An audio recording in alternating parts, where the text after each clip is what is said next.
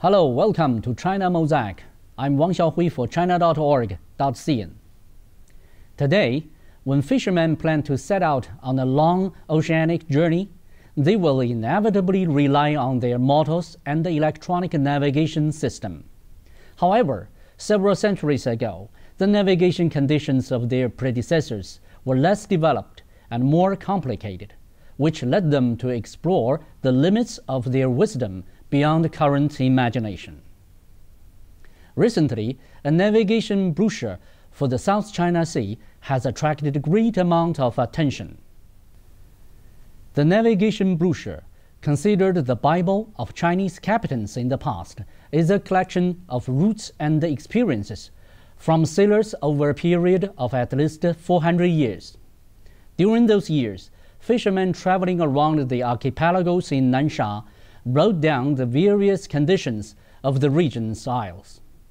Many islands' reefs had for the first time been named and recorded, and would later be developed and managed.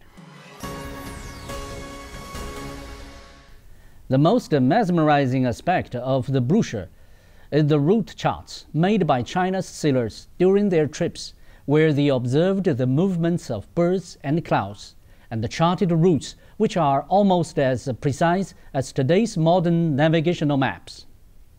In addition to their wisdom, the map was charted as a result of the dogged determination of the sailors.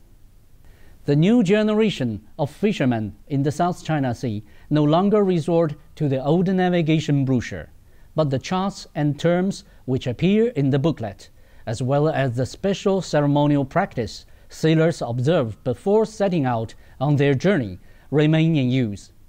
Sailors are still following the rules formulated in the brochure in many means of exploration, using and protecting the resources of the sea. Today, as people who are familiar with the brochure pass away one after another, the preservation of the document is facing a great challenge. Proactive rescue work has been adopted to preserve the brochure, which has been listed among the country's intangible cultural heritage for its significant and historical role in recording the Chinese people's effort in exploring the South China Sea. At the same time, for the generations of fishermen living near the South China Sea, the content of the brochure reveals their livelihood day by day. Despite the long distance between both their starting point and the destination, the four corners of the sea have always been their homeland. More than anyone else in the world, they can be passionate about the South China Sea and long for the stability of the region.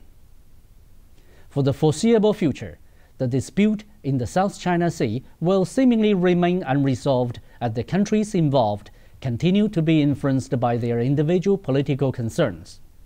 Why not change these views by reading the navigational brochure, which charts the South China Sea as means of better understanding the region's history and culture? Thank you for watching.